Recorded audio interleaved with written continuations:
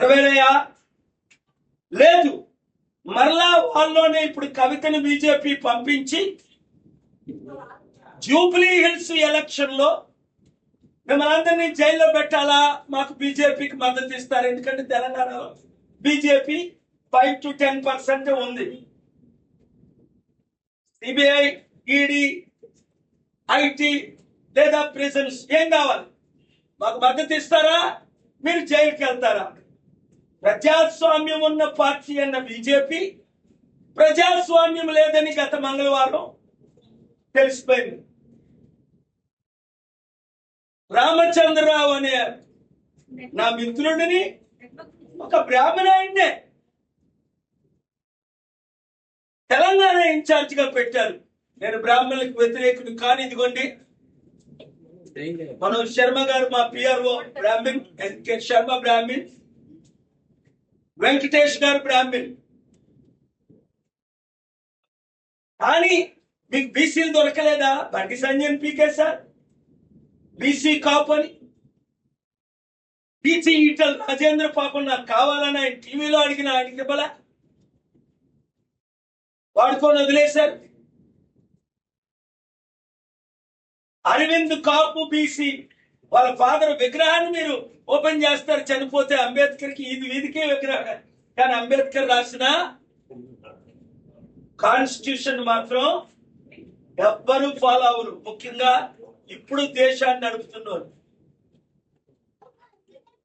అందుకనే వెంకటేష్ గారు with his international business experience, police officer,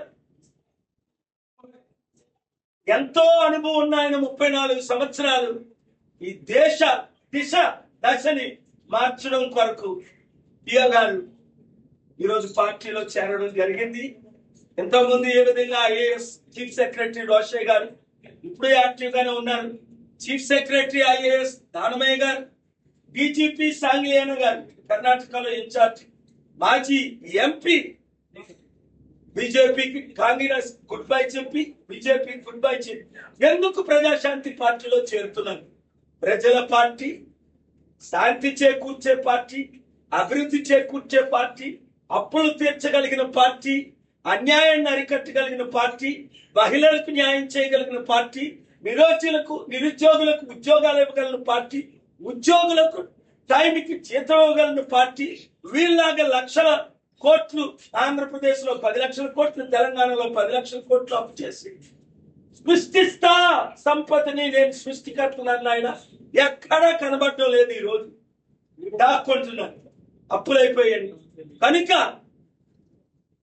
BC నినాదం తీసుకొచ్చిన బీజేపీ బాణమైన జూబ్లీ హిల్స్ ని గెలాలనుకుంటున్నా కవితను మీరు నమ్మొద్దు, ప్యాకేజ్ స్టార్లను మీరు నమ్మొద్దు. అప్పుడు చెప్పానా లేదా షర్మిల గురించి? ఇది కాంగ్రెస్ వాళ్ళు పంపిన బాణం, మరలా కాంగ్రెస్ లో చేరిపోద్ది ఈ షర్మిల రెడ్డి అని. సొంత పదవుల కొరకు